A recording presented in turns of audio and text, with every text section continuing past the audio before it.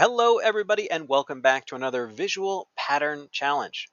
Here's our pattern today. Here's step 1, here's step 2, here's step 3, and your challenge would be to predict the number of blocks that are going to appear in step number 4. If you can do that, can you predict the number in step 43?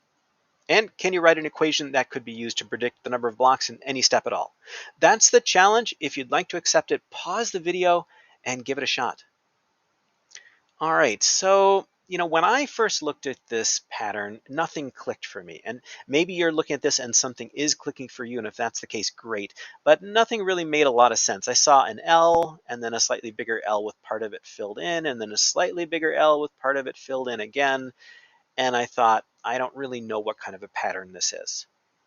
So I think the place to start, if you're confused just by looking at it, the place to start is with analyzing the numbers. So usually I save that for a little later.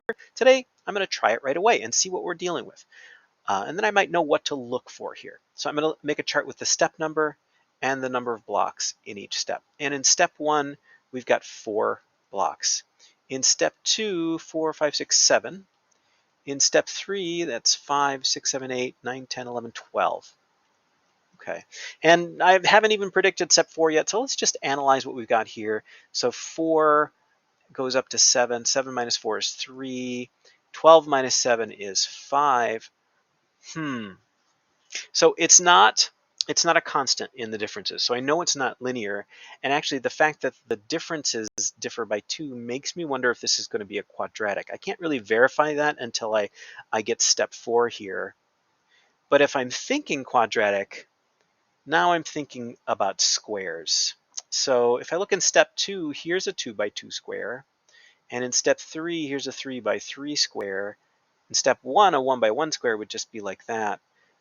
Now I see a clear pattern. It jumps out to me. I've got this square and then 2 extra on the top and 1 off to the side. So I would expect there to be a 4 by 4 square in step 4, and then extra blocks up top and an extra block off to the side.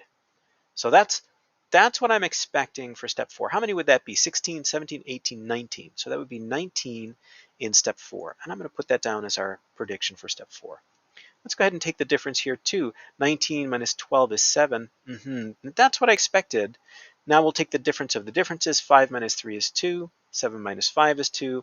We are getting a constant in that second order difference. So x squared is what we're operating with. And actually, now that I've drawn out these squares, writing an equation from the visual representation is actually pretty easy.